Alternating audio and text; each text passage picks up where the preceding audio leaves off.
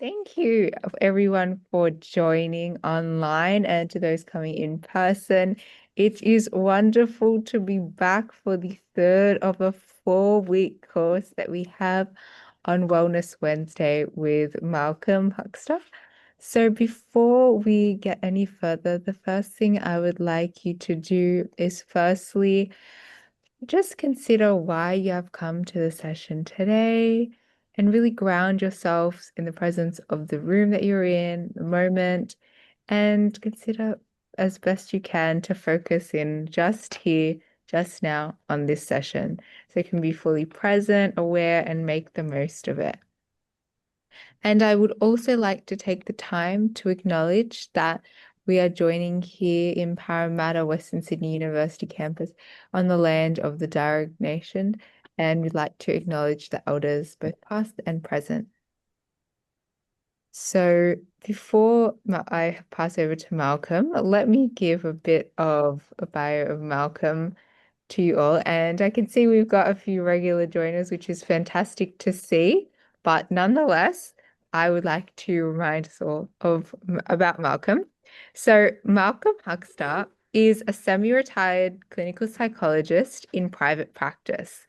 He's also a Dharma teacher. Malcolm or Mal began following the teachings of the Buddha in the mid 1970s, mostly within the Theravada traditions. He has been teaching mindfulness and related meditation practices, such as loving kindness and compassion, to clinical populations, clinicians, and the general public with courses, seminars, workshops, and retreats for nearly 35 years. He is a loving partner, proud dad of 3 adult sons, and a doting granddad. He currently lives with his partner and dog in Lismore, which is part of northern New South Wales. So as I mentioned, this is the third week of a 4-week course that Malcolm is running with us. And it will be focusing about the aspects of early Buddhist meditation, serenity and insight. So I will pass over to Malcolm now. Thank you. Thank you. So I'm all pinned all right, am I? That's right. Is that right? Yeah. I've pinned myself to the second screen. Okay. So it's lovely to see everyone. Thanks for rolling up. We're just going to do something here so I can see you all. Gallery, that's it. So tonight I'm going to invite you to a meditation and we'll get up and move a little bit, not too much, because I went over time last week, and this week I don't want to go over time. So I'll invite you to stand and just do some stretches, and perhaps if we have time, a compassion meditation, going further on these 4-part series.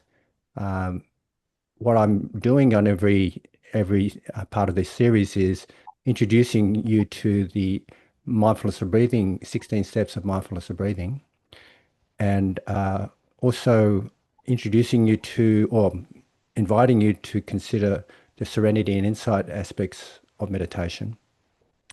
And seeing this 4 weeks, I've decided to introduce a new tetrad, which is a group of 4 on each week. So this week we're going to be I'll be introducing you to the third tetrad of mindfulness of breathing. And also I'll be introducing you to, well, not introducing you, I'm sure you're familiar with it. I'm introducing to another divine abode. The first week we had metta, the second week we had karuna or compassion. The second week we had mudita or appreciative joy. And this week I'm going to invite you to practice compassion as a divine abode. And the Dharma talk, I'll be along the theme of insight tonight. I'll be providing a Dharma talk on the 8th fetter, which is called the conceit I am, or the self-conceiving mind. So just a bit of information about the 16 steps of mindfulness of breathing, and I I need to do this because uh, you really got to know where we're coming from. And I'll be quick. Um, we've the first week we covered the first four steps, which were being aware of breathing and also going along the lines of the first the factors of awakening, which where we're mindful of breathing in the first two steps, and we're also paying curious attention to breathing, like having a sense of inquiry about it, and therefore exercising that second factor of awakening, investigations of dhammas. We also introduced or covered energy factor in this first tetrad. So the first step is being mindful of the breathing. It continues to be mindful of breathing in the second step. The third step is about putting the mindfulness of breathing in the background, and in the foreground, you have mindfulness of body. The fourth step is about relaxing the body or calming bodily activities. And then we went on last week to the next tetrad, the second tetrad, which involves um, breathing in the background, and in the foreground we have joy, experiencing joy, then happiness. Then the which one is it? The the fourth, fifth, sixth, seventh step is experiencing mental activity. And then the eighth step is about calming mental activity. So we covered all that. And last week, in the guided meditation, I also introduced you to uh, experiencing mind, which was another way of thinking about bare awareness or awareness of awareness in some respects. So tonight we're going to emphasize the third tetrad, where the first step on the third tetrad, or the ninth step, is experiencing mind, which is this quiet, luminous, bare awareness. The next step is really interesting. The next step's called Abhipamoja in Pali, and it relates to, I guess you could say it's advanced or superior gladness. Now, if you remember last week, we talked about how gladness is one way to begin. Well, it's a way of experiencing spiritual pleasure, but it also kind of associates with joy, then happiness, joy, then happiness. So I'll say it again: joy, then tranquility, then happiness, and then concentration. So what's interesting here is that we're having a superior joy, a superior gladness, sorry. And this superior gladness is like, the way I understand it is like awe, like a really strong spiritual pleasure, like when we're just seeing the spirituality in things, or having a sense of really connecting with Buddha, Dharma, and Sangha, or something really sublime. Like when I went to Ayers Rock, sorry, not Ayers Rock, Uluru, the first time. What I noticed was just this amazing energy. It was just so amazing. I was spellbound. I was in awe. That's the sort of gladness we're talking about with superior gladness. And interestingly, the next step from that, or what is it? Step 11, is samadhi. Samadhi, which is concentration. And in this case, one sort of settles into uh, whatever one way can abide in samadhi, like a real quietude. What I do is I tend to find the silence in my heart, and I find the stillness, and I just sink into that. I sink into that. I become absorbed into that as best I can. And then, interestingly, the 12th step, which is the last of this tetrad, is called liberating mind. And there's many ways we can understand liberating mind. Uh, and one way we can understand it is it's almost like the temporary experience of what it's like to be completely awake. And there's serenity ways to experience this awake experience, this liberation of mind, and there's insight ways. And I'm going to invite you to, or if you find your mind is liberated through serenity, great. But I'll also invite you to consider with insight how you can free your mind up, like just letting go of our ego, for example, is really freeing. So that's the outline of the meditation. And I apologize that I'll be going through it quite quickly, especially the first two tetrads.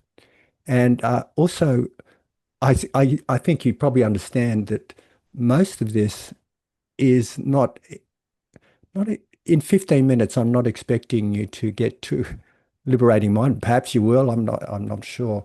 But it's more like a template and a template of possibilities for you. And I found this whole approach really wonderful as a template for possibilities because when we have that template and we have this possibility arise, it's more likely that we can actually experience what we're talking about in these 16 steps. So I invite you to construct your posture.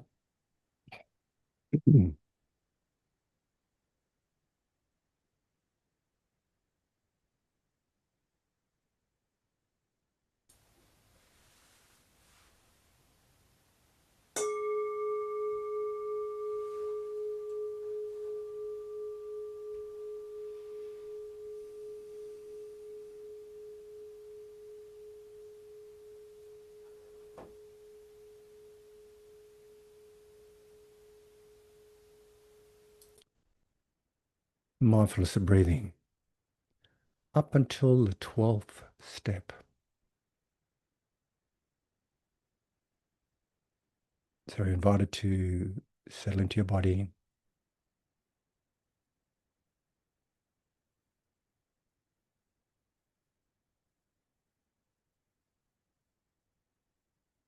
putting aside worries and concerns, roles and responsibilities.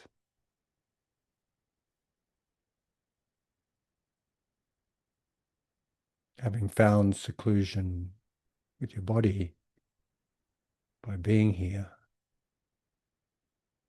you're invited to find some seclusion with your mind.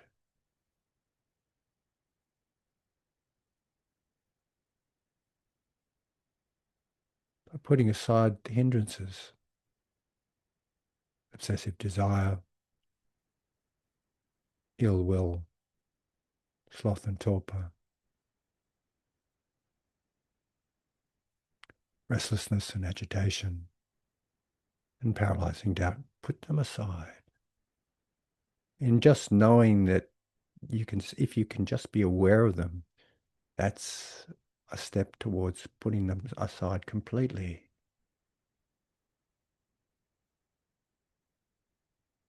And bring mindfulness to the fore. Be present.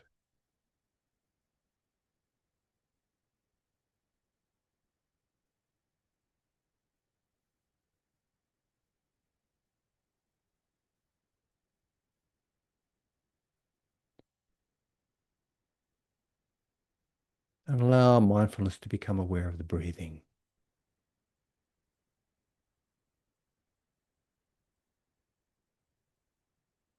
In whatever way you experience it.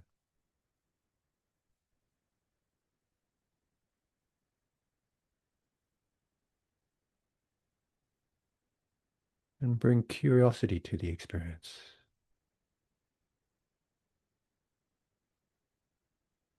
Breathing in, breathing out. Whether it's long or short. Know that you're breathing in, long or short.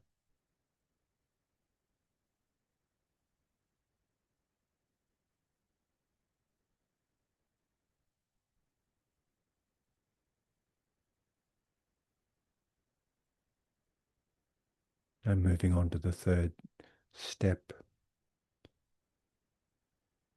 Let mindfulness of the breathing be in the background.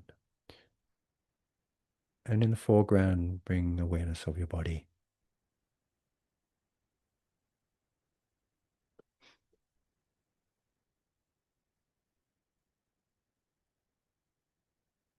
In whatever way you can.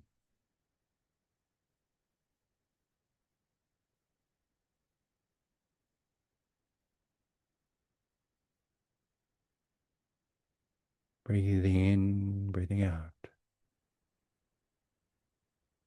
Whole body awareness.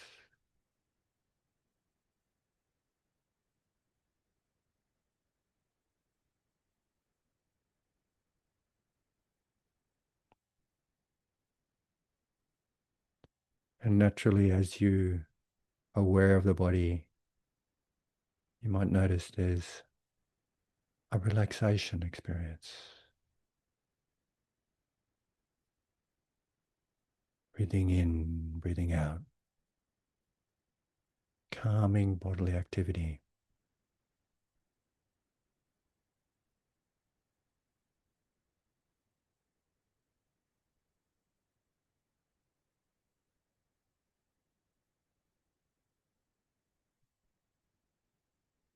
And perhaps you may notice some spiritual pleasure.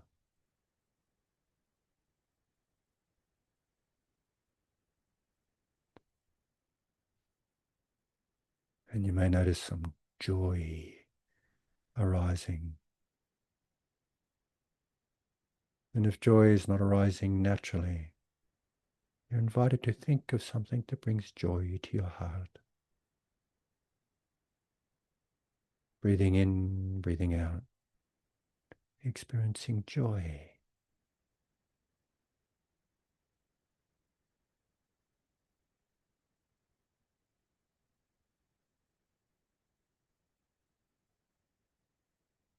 And looking deeper into the joy, you may notice happiness, a buoyancy of heart, a lightheartedness. Breathing in, breathing out, happiness.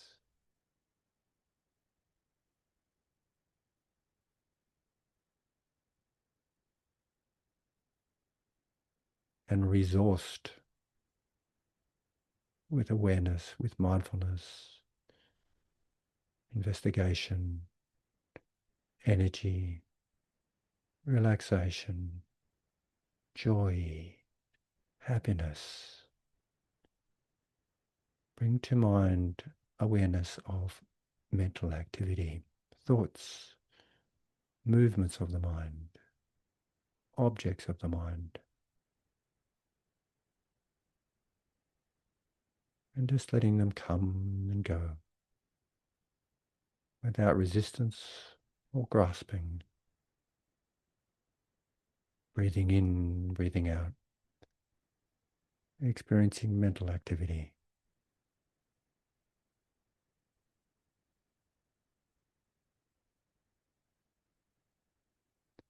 And naturally, when you no longer grasp,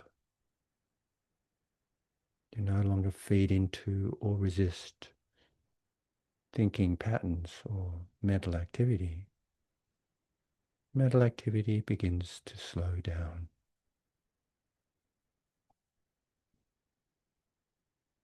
Breathing in, breathing out, calming mental activity.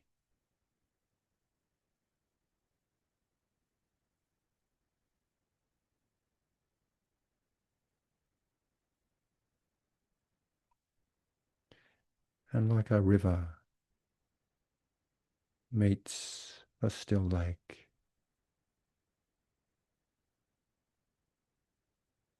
the mind slows down and becomes still, quiet, silent.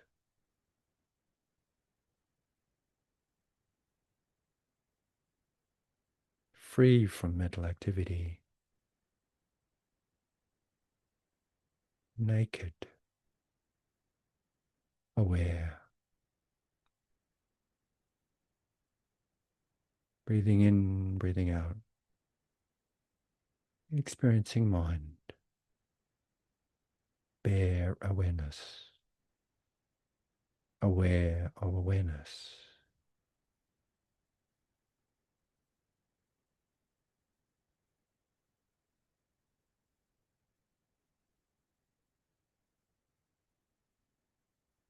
And this experience is profound, moving, so much so that there is a superior gladness, perhaps an awe, a profound gladness. Breathing in, breathing out, experiencing superior gladness.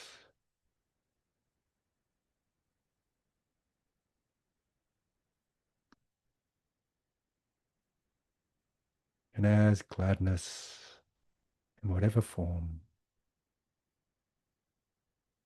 associates with concentration, let the mind sink and settle, stabilize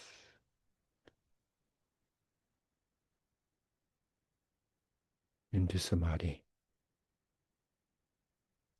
deeply, silent, still, in those places of your mind, non-dispersed, unified, breathing in, breathing out, samadhi.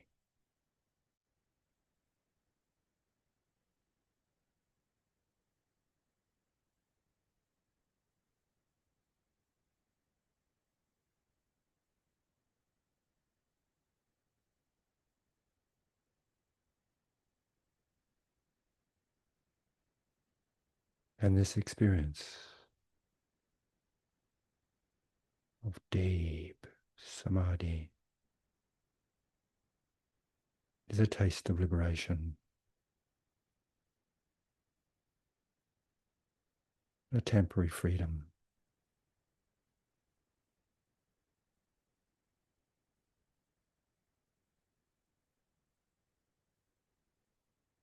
Breathing in, breathing out, liberating mind.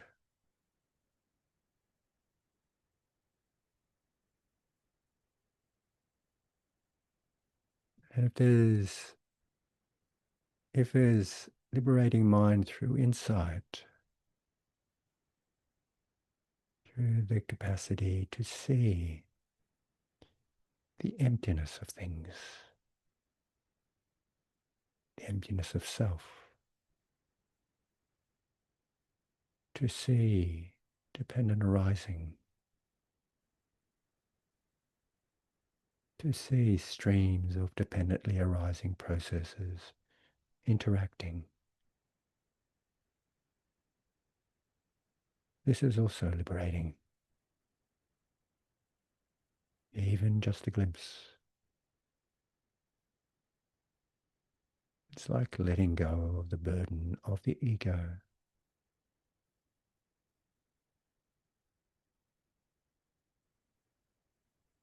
Breathing in, breathing out,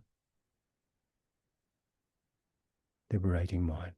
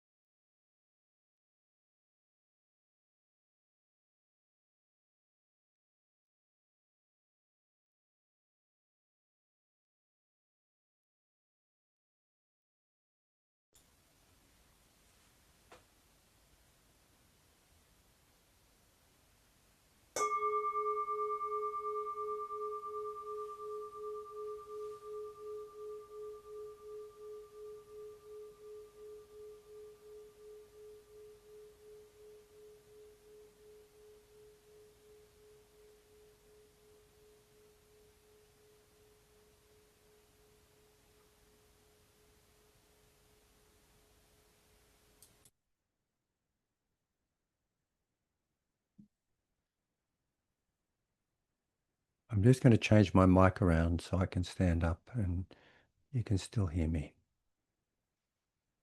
Can you still hear me? All right.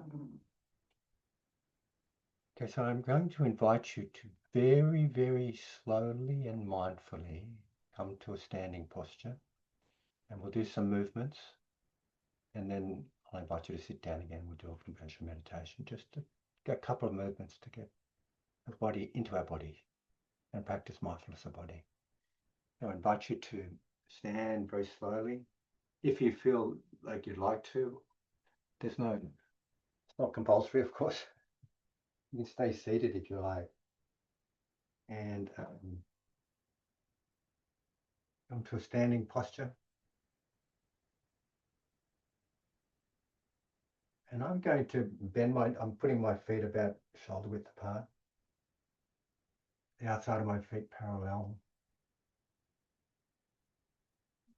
And the first thing I'm going to do is I'm just going to drop myself forward. I think you can probably see me. And just wriggle myself around. Drop forward as far as it's comfortable. And just kind of wriggle myself around. And if you want to let out a sound like blah, blah, blah, blah, blah, with that, you're welcome to let out a sound. I can't hear you anyway, but yeah, just wriggle around. And you can make a noise. Oh. And then just hang there for a moment. And then slowly uncoil your spine, like slowly straightening up, keeping your arms and your head hanging forward. And you slowly straighten up, keeping your neck hanging forward.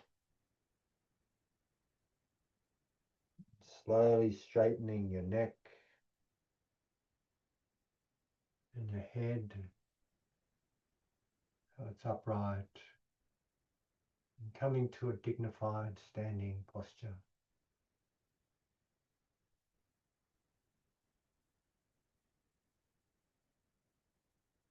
And putting your hands together, raising them up as you breathe in and as you breathe out, a full arch and circle. And we'll do that just a couple more times. Breathing in and around, breathing out. Another time in and around. One last time.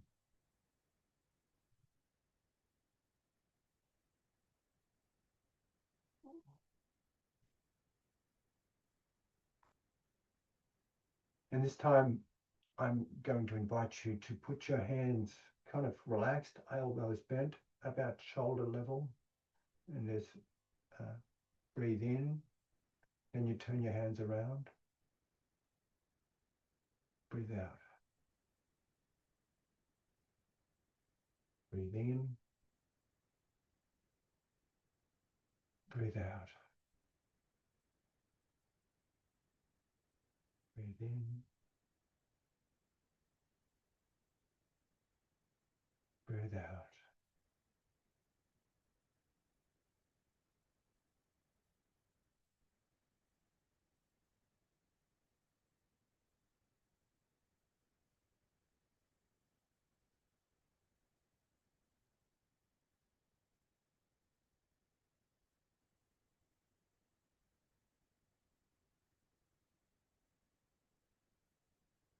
And let your hands fall to the side. This time I'm going to invite you to put your elbows back as far as you can. So you breathe in and breathe out, you turn your head to one side. And you breathe in again, turning your head to the middle. And breathe out as you push down, turning your head to the other side. Just do that a couple more times.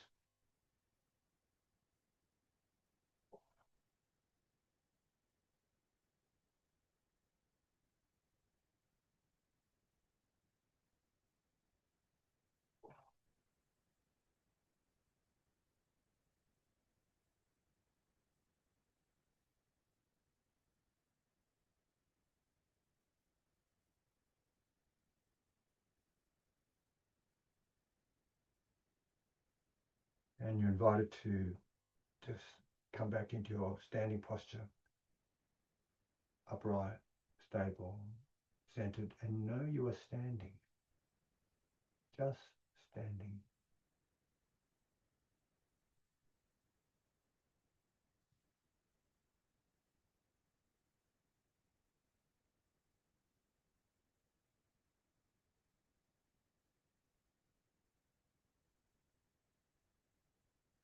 And I invite you to come back into your, you can stay standing if you wish, or you can just move back into your sitting posture that's on a chair or cushion, whatever is suitable for you.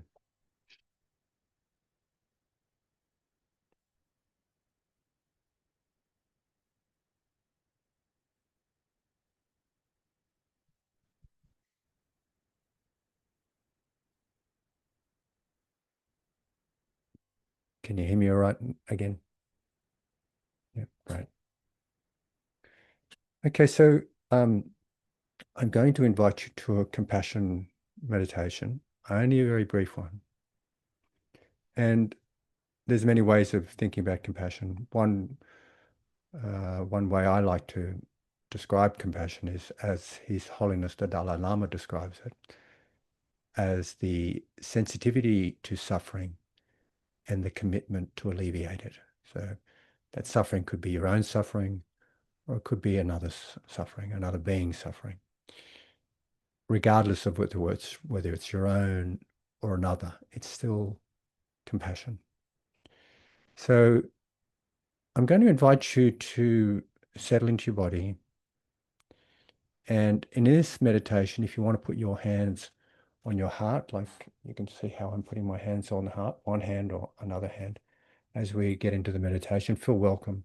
That's a common gesture with many compassion-focused therapies, like mindful self-compassion. That's a common gesture, and it seems to awaken the heart. It's like there's a nice feeling sense to that. It actually stimulates oxytocin.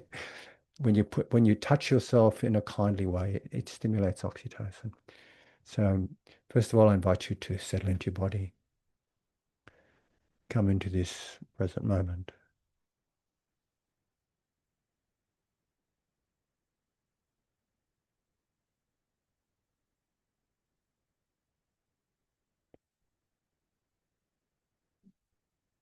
Having a few moments to settle into this present moment. Perhaps by connecting with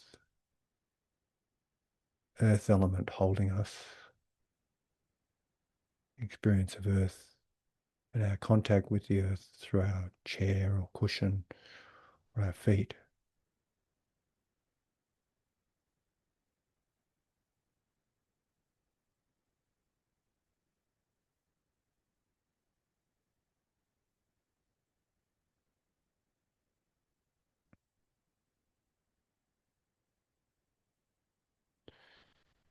And I invite you to bring attention to your heart, to your spiritual heart, the heart center.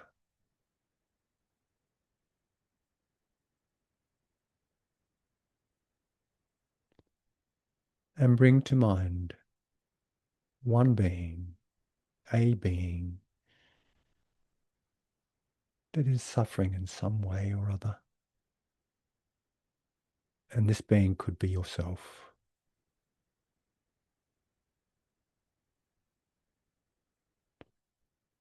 And notice your heart's response.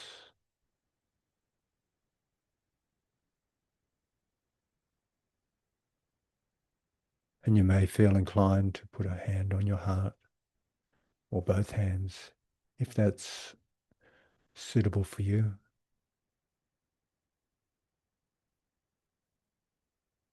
And if there's a quivering of your heart in response to the sensitivity of suffering, nourish that experience. If there's compassion moving in your heart, nourish it.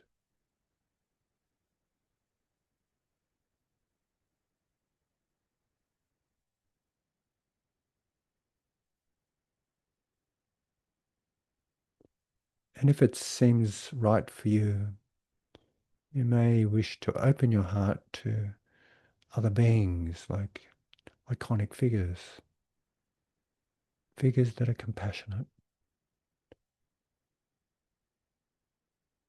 Open your heart to experience the compassion from these beings or these figures, or this universal compassion that may be out there. Letting it fill your heart.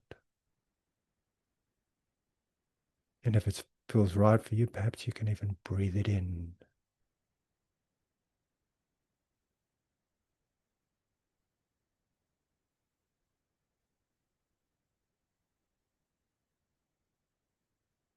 And nourish this feeling of compassion, this experience of compassion.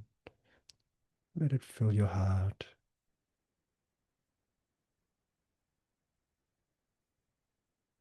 and touch every cell of your being.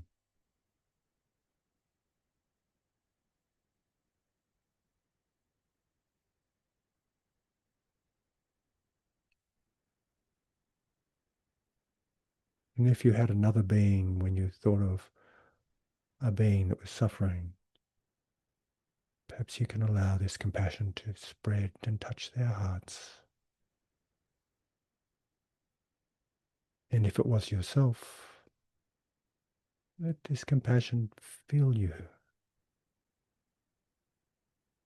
and touch wherever it needs to be touched with compassion.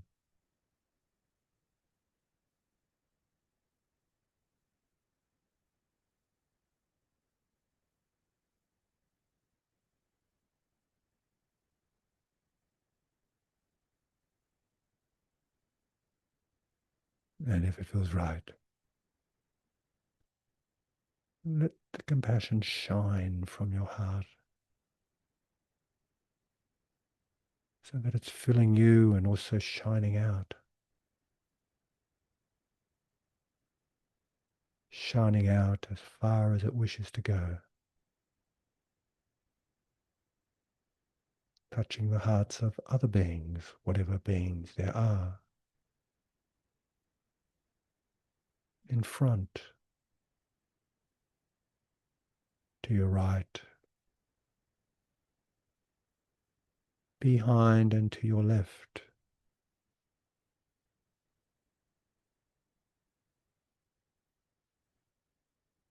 above and below.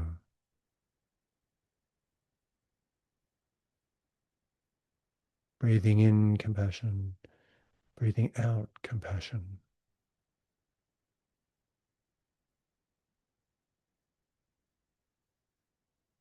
Filling the universe boundlessly.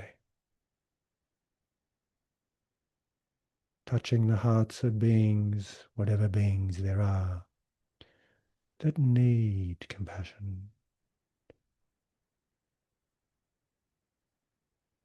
And we all need compassion.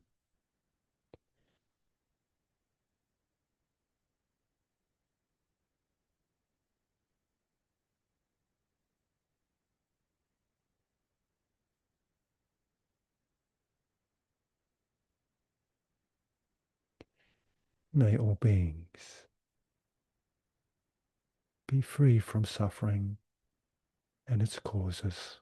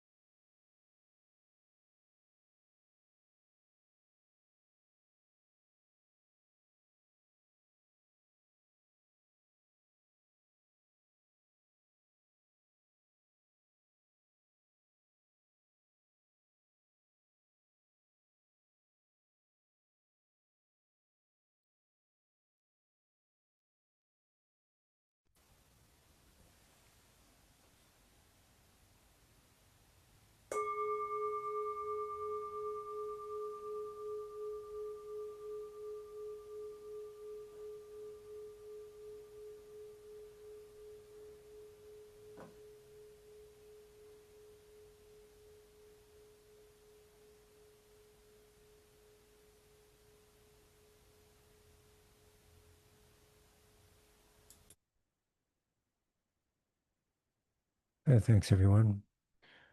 Shall we move straight on to the Dharma talk, Simran? Okay. Sure. And as last week, I'll begin the Dharma talk by paying homage to the Buddha and also um, taking the three refuges, which I pay homage 3 times and also take refuge in the Buddha Dharma Sangha 3 times.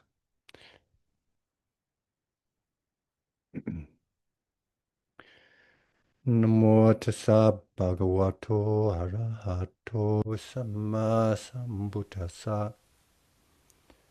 Namo tassa bhagavato arahato samma sambuddhassa. Namo tassa bhagavato arahato samma sambuddhassa. Buddhang saranang gacchami. Dhammang saranang gacchami. Sanghang saranang gacchami. Dutiyampi Buddhang saranang gacchami.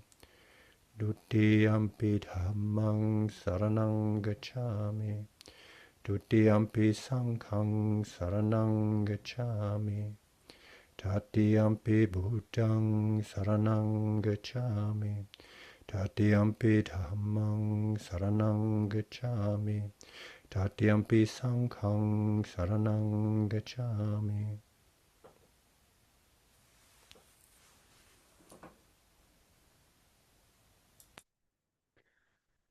So welcome to tonight's Dharma talk.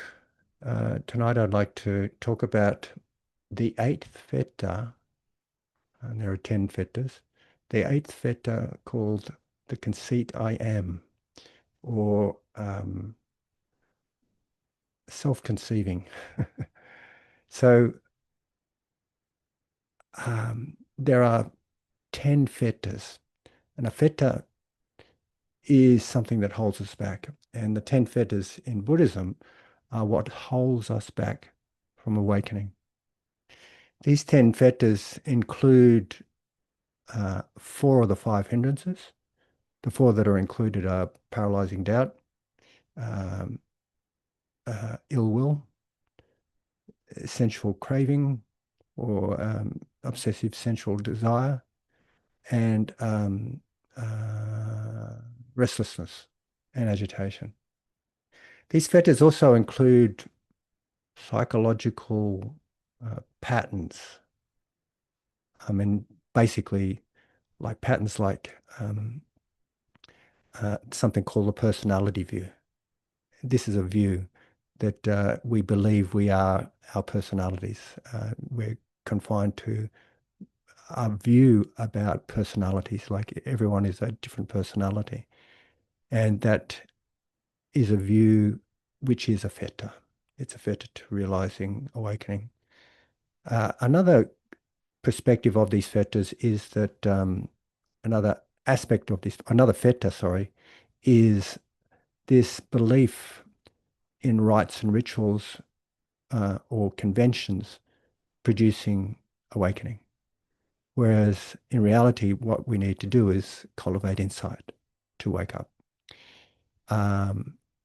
And other fetters include attachments to the material realms. Another one is attachments to the immaterial realms. I won't go into great details about these fetters now. Another one is, the final one actually, is ignorance. So we have all these hindrances, 4 of the hindrances except for sloth and torpor. We also have these patterns and of mind that pull us back. The 8th fetter is called the conceit I am. And what is this? Well, in Pali it's called mana. And mana literally translates as to measure. And what we do with this particular fetter is we measure ourselves against another, or we measure ourselves against a time previously or a time in the future that we'd like to be, like an ideal self. And we're either better, worse, or the same, or equal.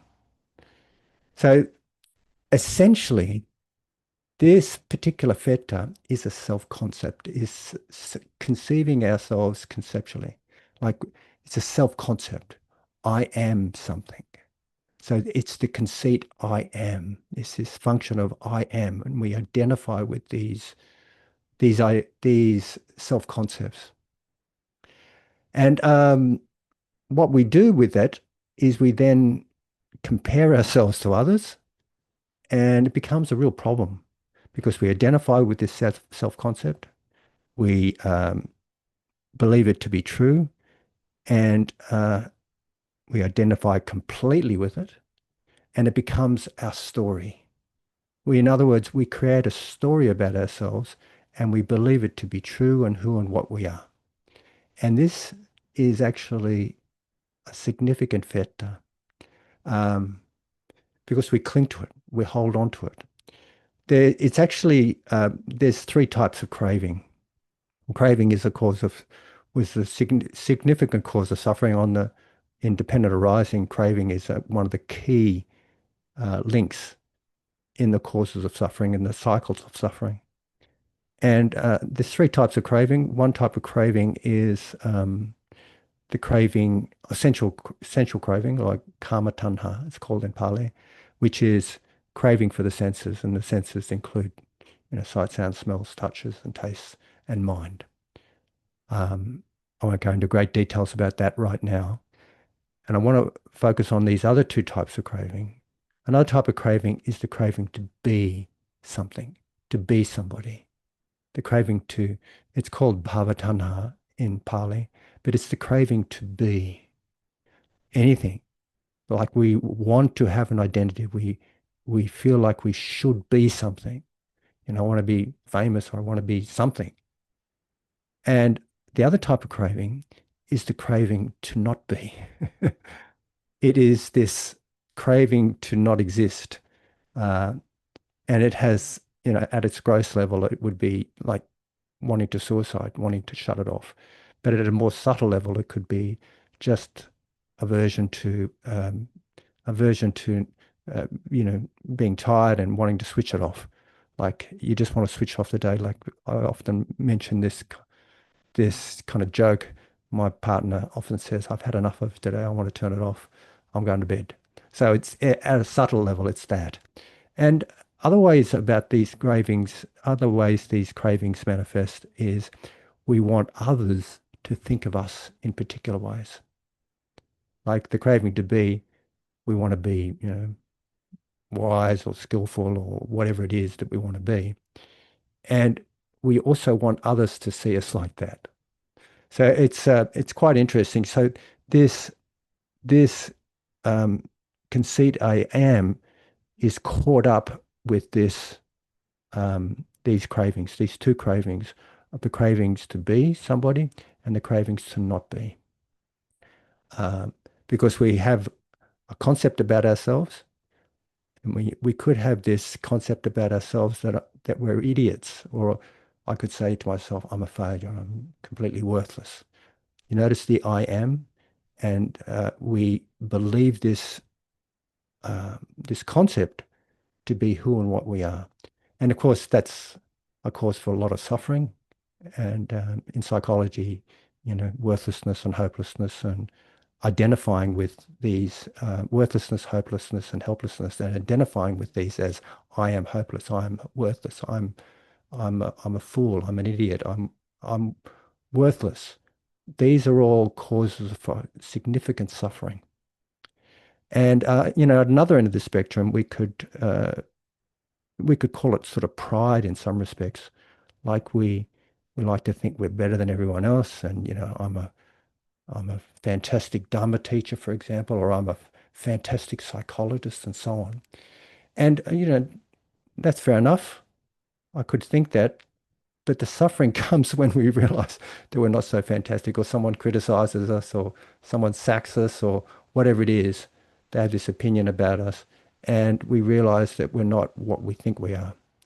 So this conceit I am is essentially self-concepts and or stories about ourselves that we then believe to be true and identify with.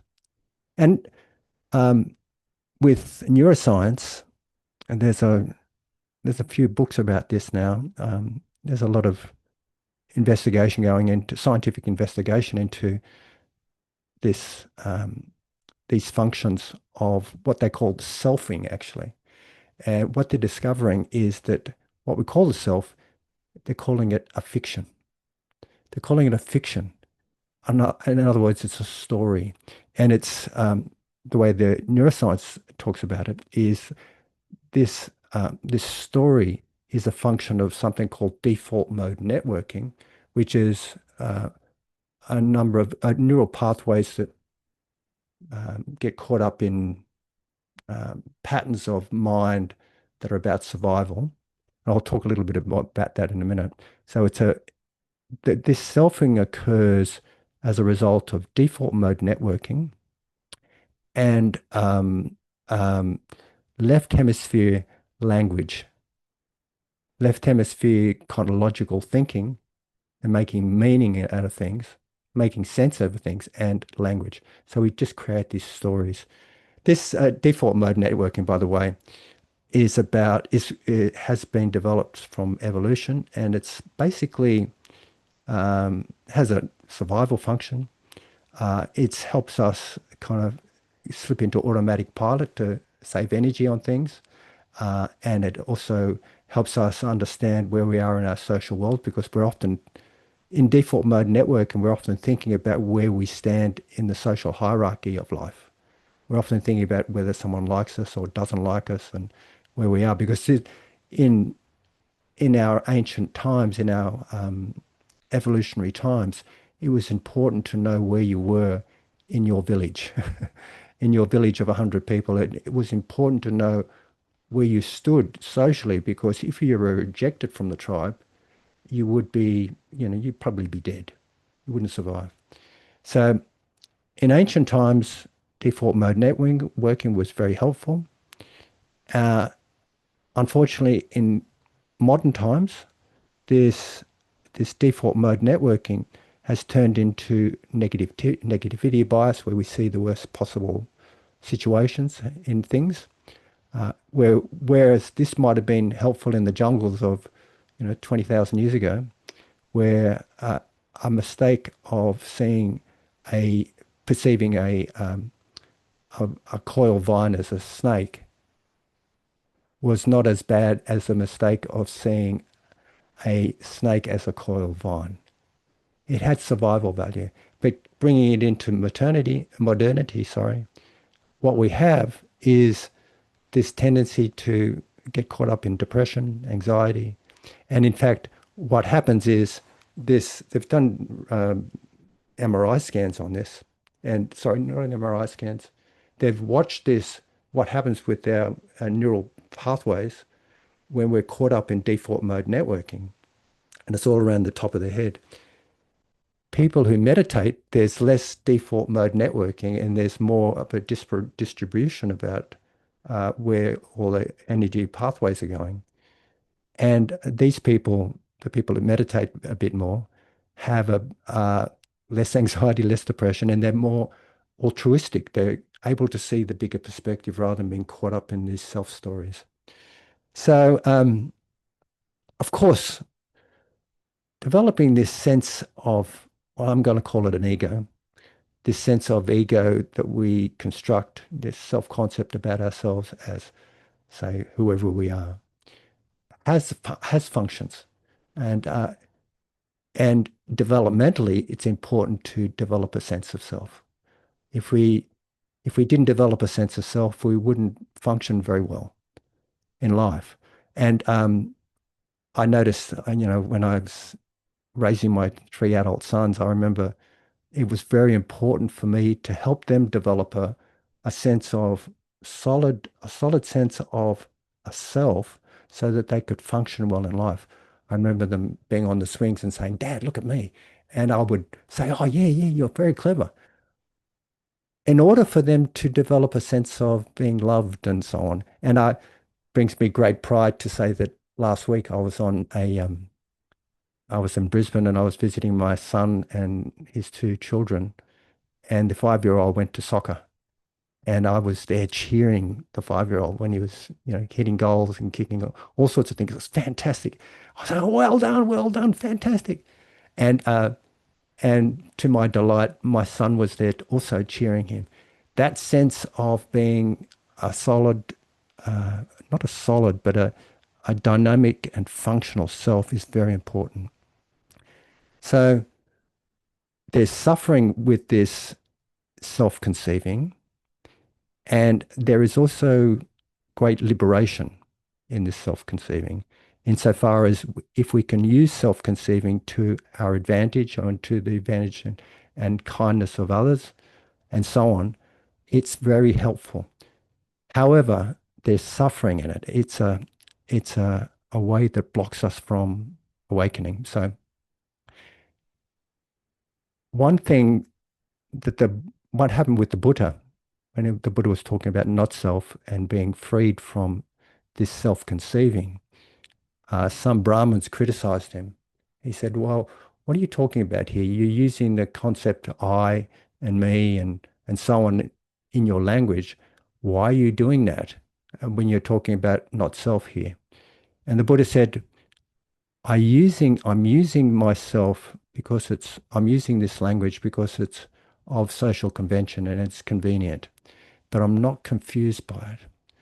The problem with this self-conceiving is that when we take it on and cling it to be true, we're destined to suffer with it. And the Buddha wasn't confused by it. He knew what it was. And in fact, what I've noticed with people who have, have traveled well along the path to awakening, I notice they have a really solid sense of self that's functional and compassionate and kind, but they're not confused to it. They don't cling on to it as something that's lasting and permanent. So, how can we work with this? It's important to have this functional self, otherwise, we wouldn't function in the world. It's important to have a sense of self. Like I call myself a psychologist. I call myself a granddad. I call myself a father. I call myself all these different. I have a name for all these different roles that I play, and it's important that I play those roles to the best of my ability. However, if I cling to that role as a lasting thing, uh, it's going to give me suffering. Like I said before, when someone sacks me or criticizes me, that I'm not in line with my idea of a self, then um, it causes a lot of suffering. The thing, the way that we work with it is by, first of all, kind of identifying it, and noticing the suffering we have when we cling to it. As I mentioned earlier, I was in Brisbane last week, and I was driving my son and his family to a place in South Bank, and it was late at night and it was raining, and I was in a car that I wasn't used to, and I was driving quite slow down, some of the main streets in South Bank. And my son said to me, "Dad, you should be driving a bit faster. It's slowing everyone down. Everyone would get irritable with you." And I noticed that I got a bit, I got a bit agitated. I thought, I've been driving for almost twice his age. How dare he tell me how I should drive? And I looked into it and I realized the reason I was having some of my upset, my suffering, was because I was clinging to a concept about myself. I was clinging to this concept that I'm a good driver. I know how to drive. And here's my son who's, you know, 32 years younger than me, telling me how to do it. So fortunately, I was able to see the self-concept, see the suffering from clinging to it, and I could release it because I saw the suffering. And this is the magic of mindfulness, actually. Mindfulness, we don't have to think things through. We just have to be, we just We're just able to be aware of it. Um, if we can be aware of the suffering, there's a natural release. Like when I can see the pattern of this self-conceiving and I can see the suffering involved in it, it's easy to release it.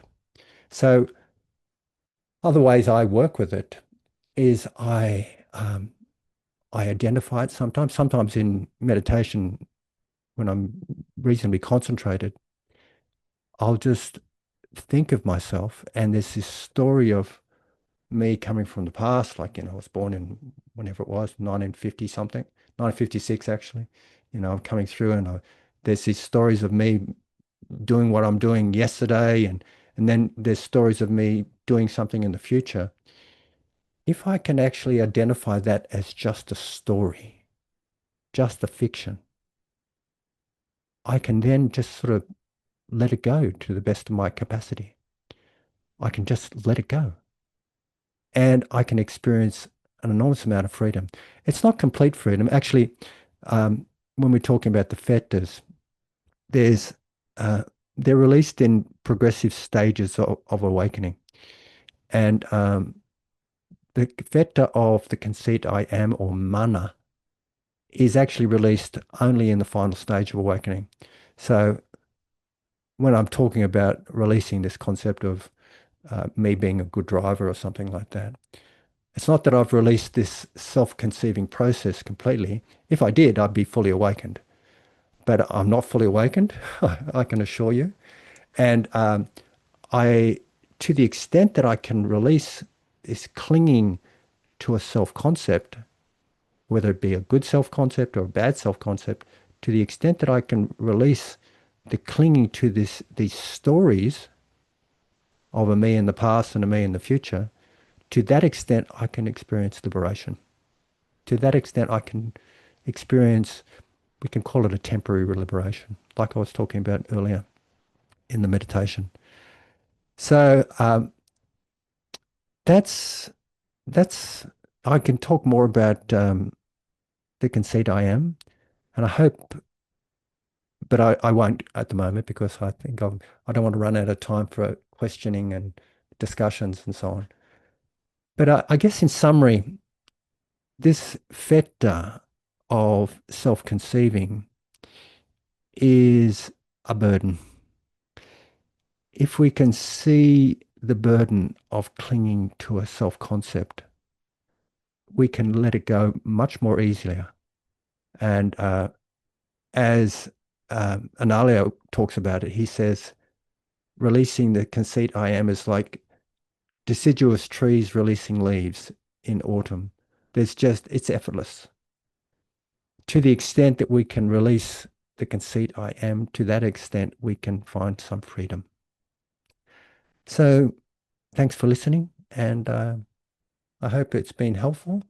And let's open the floor up for questions and discussions. And I've finished ahead of time, well ahead of time, enough for questions and discussion. Thank you. Thank you so much for that talk about the fetter of self-conceiving, Malcolm. I thought it's all given us something to reflect on because I am sure that all of our attendees, to some extent, still are experiencing this feeling of self in one way or another, or at least using it for skillful means. So quite relevant and something that I've actually been focusing a lot of my practice on in this past few weeks. So thank you for a relevant talk. If anyone does have any questions online, please feel free to pop your hands up virtually or just show me and then we can unmute. But if you want to put it in the chat, that's also fine. You can send it to me directly if you want to stay anonymous. Does anyone in person have a question at the moment? All right, well, I guess I'll give. Or comments or questions. They don't have to be questions. They can be comments or insights or sharings of some description. Yes, if anyone wants to share their experience or sentiment, I will definitely be happy to start us off Yeah. to ask about what could be a guiding way for those who are new to this concept of not self. Self-concept. And yes, Yeah, yeah, self-conceiving, to not begin to perhaps be led into perceiving it in the wrong way, that there is no self, which is a common yeah, misconception, and taking it sort of to the complete extreme. Do you have any tips, Malcolm, as to how we can not have sort of develop a wrong view towards this idea and be able to maintain a skillful use of the concept of self, just as the Buddha may have referred to himself as a Tathagata when he was yeah, around, but then not also cling to it too much and strike that balance? yeah, yeah, yeah. I think one way, a good way to understand not self as that concept of one of the characteristics of existence is to think about it as interdependence, that there's nothing fixed anywhere. And also to think about yourself as a stream rather than a solid thing moving along in time. Um, y- so I guess I guess when we talk about this self-conceiving as a fiction, it's one way, one avenue into understanding not self. Like the neuroscientists talk about this capacity this tendency just to think of stories and identify with them, which is what we're talking about here, which is this self-conceiving, this uh, it's a cognitive thing, it's a cognitive activity. So that's to talk about it from that scientific perspective is really helpful. And also to talk about it in a way where we emphasize that it's not clinging, it's not denying that this self exists. It's not a denial of a stream of dependently arising processes interacting. It's not to deny that, but it's just to point out how this, what we think is solid and lasting and permanent, is in fact not so. And the more we cling to this idea that it's solid and lasting and permanent, the more suffering we have. Like to see that. Yeah.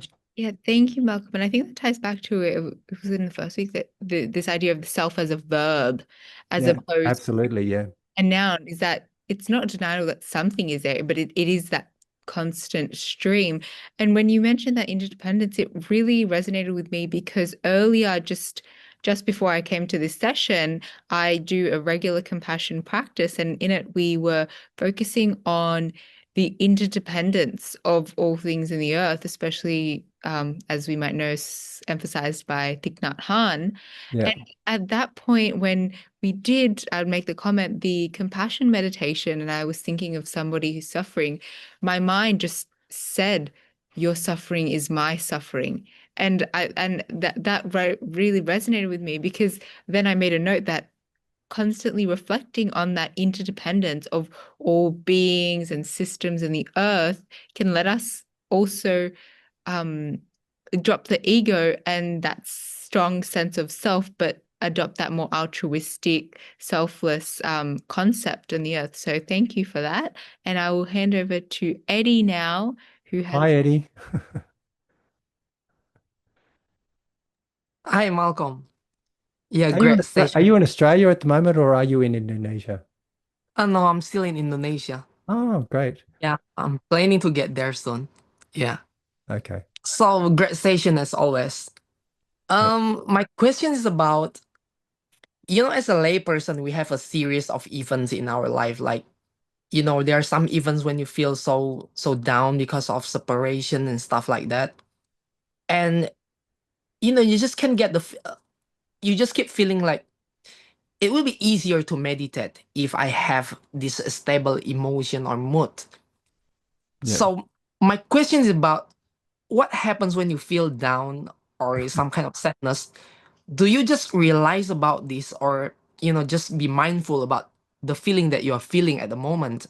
Like, I'm afraid, I'm scared, I'm anxious, or I'm feeling so down? Or do you try to analyze it and find the causes of why it happens, and um the cause of this sadness or mood swing, why did it happen to you? I mean, is it because of your ego is still so high, or do you just try to find some distraction like doing walking meditation or stuff like that? I mean, Yeah. I'm trying to find the answer of deciding on which best method to do in this Yeah. particular situation.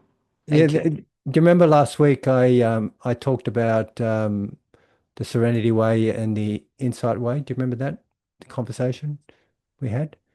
Um, and basically, look, there's two ways. I mean, you could boil it down to two ways.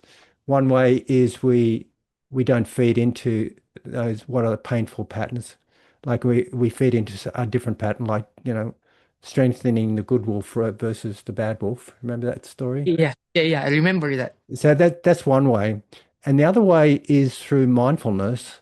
And I've been feeling yesterday and the day before, I was just caught up in thinking. It's like, we talk about the selfish streams of dependently arising processes interacting. It felt like I was in a whirlpool. I was going round and round and round. And I was kind of trapped with some thoughts of worrying thoughts. I was trying to sort something out and I realized, oh gee, I'm so busy at the moment. I can't do this and I've got to find time to do that. And I realized that I was stuck in a whirlpool. I realized that I was stuck in a state of mind. And fortunately, I could be mindful enough to say, oh, this is really interesting. This is what it's like. It's just really unpleasant. It's unpleasant. We can talk about Vedana here or feeling. It's unpleasant and I'll just explore it. I'll be with it for a moment.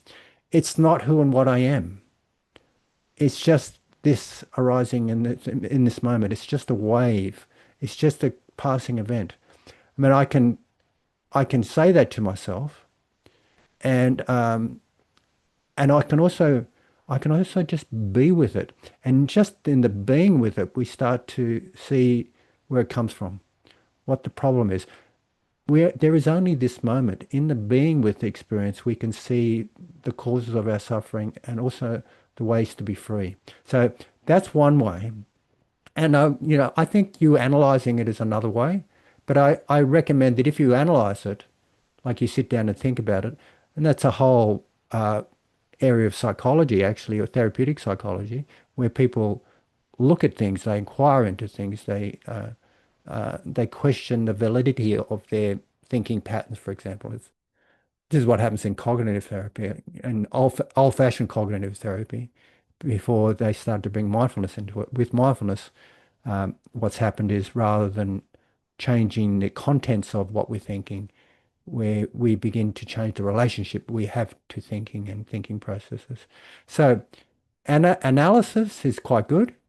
It's helpful, but to the extent that I think use it to the extent that it's helpful. But if you get caught up in knots and you're using your analysis to kind of separate yourself from the actual experience, then it's probably not very functional. So there's a couple of ways. One way, and by the way, sorry, coming back to the analysis way, it's very good to have a clear mind when you're doing that. So you can do some serenity. You do some serenity, go for a walk or something like that, just to clear your mind. Then you turn the power of that clear mind to the issue and you analyze it. I mean, I think in Mahayana Buddhism, they talk about insight as analysis sometimes, like literally looking at it and debating it.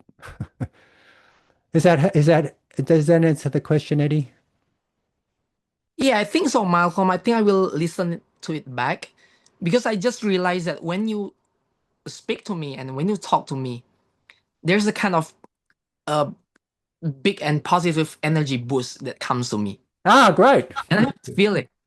Yeah, and I try as much as I can to enjoy it. And Very good. yeah, I think Favorite, you favorite. I get your point. I will Yeah, listen to it back. Thank yeah, you, great. Malcolm. Great. Thank you. Thank you for those questions. Now we do have a question from the room. Thanks, Eugene. So I'll just read it out. Okay. Thank you, Malcolm. I wonder, how do we become less selfish beyond at an intellectual level? I mean a tendency to prioritize ourselves and our comforts vastly more than those of others, especially strangers. Oh, look, when you're saying that, I was thinking, what happens for me? Well, how do I find more? It's kind of like, how do I find joy and happiness in sacrificing things? And I think it's like it's about tuning into. It's called renunciation. But if you look at renunciation, what that is, it's really like giving up a lesser pleasure for a greater pleasure, if that makes sense. And the talk I gave last week, where we talked about spiritual pleasure, where we talked about joy and happiness and all those other uh, uh, spiritual qualities, is an example of this. Like the joy of generosity is much greater than the pleasure of generosity, for example, is much greater than the pleasure of consuming, the sensual pleasure of consuming a hot chocolate cake to ourselves. I usually make this example of a chocolate cake, and it's attending to the spiritual pleasure, being aware of it, so we nourish it. We don't let it slip by. It's noticing the good and bringing it in. I think that's one way. Um, the other way is by making firm intentions and just sticking to them, like thinking what's really important for us. What's an important value here? What is it more valuable that I have everything for myself, or is it more valuable that I can share things with other human beings? Um, and if we find out which is more valuable, then we make a strong commitment or a strong resolve to do what is best. And it's that gives us strength to follow through with it, with our actions. I'm just talking about the Eightfold Path here. Like Eightfold Path, you have a right view, which is like a perspective on something, and then you have right intentions, and then you follow that. From that comes actions, action, speech actions, and livelihood. So it's this um, having a clear understanding about something, making firm intentions, and then following through with your intentions, with your actions. And then what happens is we develop a mind of happiness and peace rather than a mind of feeling frustrated and confused. I don't know if that helps, Eugene. Does that help, Eugene? Thanks a lot. Yeah. But yes, thanks a lot. Thanks. And another question from Gianna. He says, "Hi Malcolm, Hi, Gianna. I'm an early career psychologist, and I'm very grateful for your insights on my personal path. I'd love to hear more about how we can support ourselves and others to develop a dynamic and functional self, as you described, such as the example you gave in raising your sons." Mm. Say how we can do. Can you just say that again? The question.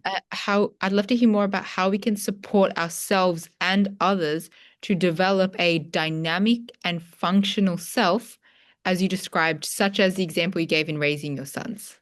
I feel like I need to ask Kong that, because psychodynamic therapy is all about finding. I can't say what psychodynamic therapy is about, but having a look at oneself, getting familiar with oneself, getting to know oneself, and knowing our ups and downs, and knowing what we like and what we dislike, being courageous enough to look at our mental distortions, and uh, being sensitive enough to be aware of our powers. All this leads to a functional and stable sense of self that is useful for the community, helpful for our societies. Would you agree, Ankong? I'm talking about psychodynamic therapy here a little bit. I fully agree with you. Yeah. And your answer to me is both dynamic and CBT. Oh, yeah. Yeah. At the deeper level, a dynamic response not necessarily an answer to the question, but a dynamic response to that very good question would be the very fact that you've asked that question is in itself a good sign. Yeah, very good, very good. Yeah, thanks. That's very good.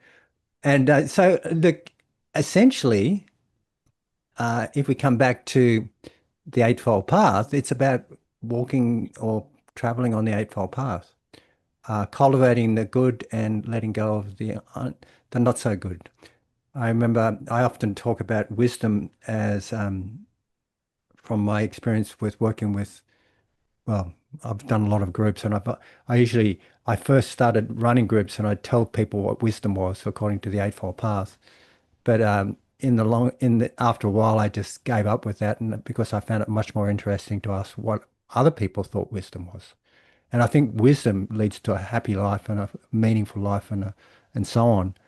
And when I was working on Christmas Island with asylum seekers at the time, and they're in the detention centers, and I had a group of Iranians and some Afghanis in the same room, I had a Farsi interpreter. I asked the people in the room, there was about 60 of them, who were women, children, and men, asylum seekers. I asked, what do they think wisdom is? And about a 9-year-old or an 8-year-old girl, she would have been around about 8 or 9, she said, knowing what is good and knowing what is bad. And after a while, we just added to that. We said, oh, yes, it is knowing what is good and knowing what is bad. And also acting in ways that is good and not acting in ways that are bad. I mean, it was a bit, we're talking about here from a Buddhist sense. Good is called akusala or wholesome, and bad is called akusala or unwholesome. And wholesome leads on the path to awakening, and it also leads on the path to a functional human being, a functional, connected being that's human, like a connected being, connected with ourselves, connected with our communities, connected with our families, and connected with the world. So I would say that as a psychologist, we just investigate. We look into our hearts and we're honest with ourselves. We practice mindfulness. We practice investigation. We practice energy. We practice joy, tranquility, concentration, and equanimity. And that's the way I would advise practicing as a psychologist, a new psychologist, to just be mindful and inquire. I'm raving on now, so Thank you. I hope that helps, Gianna. It's one. Yes, it did. No, I really appreciate it so much. And I guess the curiosity came from that moment when you shared where your son like kicked a goal and you're like, well done, that's incredible, and the importance of uplifting those things. So I guess I was just curious about how do we support and uplift people? I think maybe because people have a tendency, as we've discussed, to have a really fixed idea of themselves or a craving to even have a fixed sense of self that they can hold on to. Yeah. So especially in raising children, I was just curious as well. Yeah, look, I mean, just an answer to that question. I mean, I think Kong answered it very skillfully. It's about helping people discover for themselves, what's good and what's not so good, and helping people discover for themselves what's so wonderful about themselves and what's not so helpful about themselves. This is the theme of Buddhist teachings, actually. He said, "Ehi passiko, come and see for yourself." And so I think it's, as a psychologist, I think this is a really good position to take, because often we get, sucked into this feeling that we have to change people or we've got to do something. And it's not about doing anything. It's other than helping people understand themselves and helping people discover for themselves what's happening. And we just provide the context for that, or we provide the room for that, or we provide the space for that. I think it's good to remember that. Thank you. I'm going to put Ehipasiko on a little post-it note and keep it on my desk. Thank you. Okay, fantastic. Thank you. And before we do close off the session, I just wanted to make some announcements about some Metta Center events coming up. So firstly, we've got a special event, which is a wisdom and empowerment, which will have Dharma talks and blessing ceremony on the 24th of August, which is a Sunday, which is at Sydney Town Hall. So they've secured quite the venue for that one with venerables representing the three major Buddhist traditions. As usual, on Mondays, we've got Mindful Mondays at Bankstown Western Sydney Uni, and it's a hybrid session online from 7 to 8:30 p.m., which is featuring Buddhist talks. On Tuesdays at the same campus, we've got in-person only yoga from 6:30 to 7:30. And then, like we've been having previously at Western Sydney Uni Parramatta City campus, in-person and online Wellness Wednesday sessions focusing on meditation between 7 and 8:30 p.m. We also have, on the last Sunday of each month, workshops with Aya Karunika and the Santi Nuns, which is a family-friendly event, both online and in person. But finally, an exciting announcement to save the dates between 8th and the 15th of November, when we've got a Metta Center anniversary incorporating the Metta Convention, Many Rivers, One Ocean, on the 8th and 9th.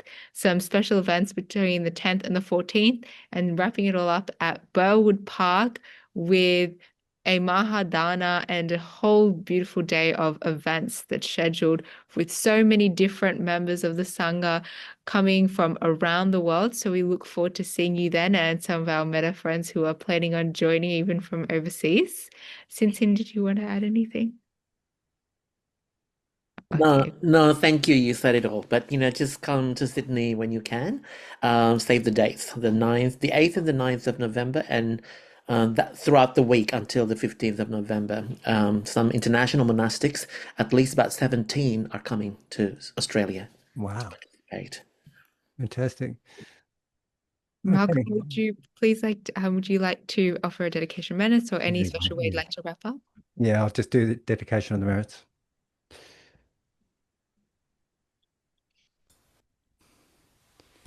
May the merits made by us now or at some other time be shared amongst all beings, infinite, immeasurable. By rejoicing in this cause, this gift of merits given by us, may beings all forever live a happy life, be freed from hate, and may they find the path secure, and their good wishes all succeed.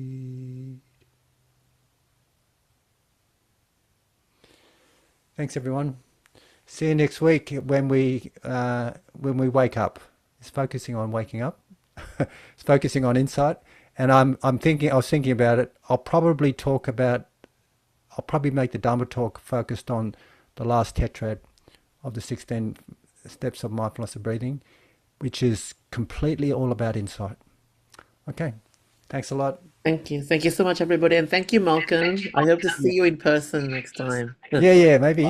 Thank you so much. See ya. Thank you, Malcolm. Thank you. Thank you so much. Thank you. Thank you, everyone. Thank you, Bye. Malcolm. Simran. Bye.